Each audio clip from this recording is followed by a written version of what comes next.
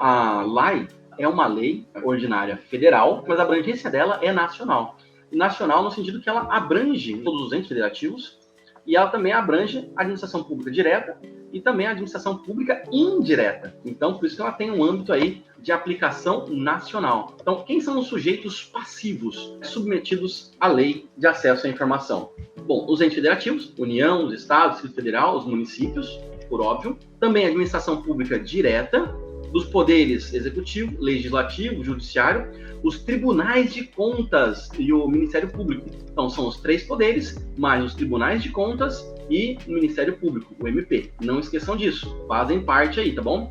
Então, poderes executivos, legislativo, judiciário, tribunais de contas e o Ministério Público. Se cair na questão lá, o Ministério Público é sujeito passivo da LAI, da Lei de Acesso à Informação? Correto, é verdade. Também temos aí da administração pública indireta. Quem faz parte da administração pública indireta? Para você que não viu, como você vai guardar quem faz parte aí da administração pública indireta, né? Quem são esses entes? É só lembrar do FASE. Lembra desse mnemônico, FASE? Fundação Pública, autarquias, sociedade de economia mista e empresas públicas. Juntando aí dá um mnemônico de FASE. Dessas quatro, a única que é criada por lei são as autarquias, beleza? Autarquias são criadas por leis.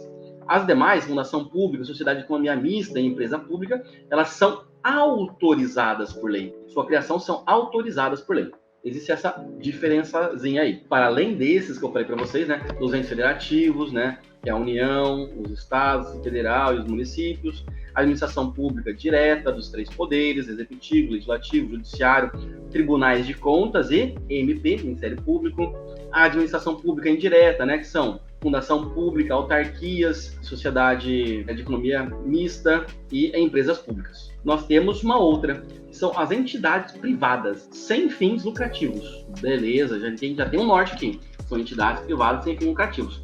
Só que tem um a mais aí, né? Qual que é o a mais? Elas precisam receber uma parcela de dinheiro público para entrarem nessa jogada aqui da LAI. Então, entidades privadas sem fins lucrativos que recebam para a realização de ações de interesse público, recursos públicos, né? Tem que receber lá recursos públicos diretamente do orçamento ou mediante o quê? Subvenções sociais, contrato de gestão, termo de parceria, convênios, acordos, ajustes. Então, você precisa ter aí um vínculo com o poder público. Então, as entidades privadas sem fins lucrativos que tenham um vínculo com o poder público. Então, elas também são sujeitos passivos da Lei de Acesso à Informação. Vou colocar aqui um negocinho para vocês aqui, né? Uma dúvida. As concessionárias, elas se enquadram aqui? Ah, professor, o que são concessionárias? Vou dar um exemplo. Você, quando passa aqui na Anhanguera, por exemplo, tem pedágios. Quem cobra pedágio é uma empresa particular. Ah, mas ela faz papel do Estado, né? Viabilizar acesso, de asfaltamento e tudo mais, né? Sim, ela faz um papel do Estado, mas ela é uma empresa pública que visa o quê? Ela é filantrópica? Não, as concessionárias não são filantrópicas, elas têm um interesse, o interesse é econômico, é financeiro. Então, elas não se enquadram aqui, porque elas são como se fossem contratadas pelo Estado para prestar aquele serviço. E quando elas recebem essa verba do Estado, essa parcela do Estado para prestar aquele serviço, ela está sendo paga. É como se o Estado estivesse pagando ela.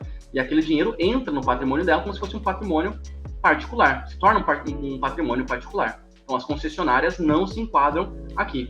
Porque que elas não são sem fins lucrativos. Na verdade, elas têm fim lucrativo. Fiquem atentos aí a algumas possíveis questões que te façam refletir e pensar um pouco mais.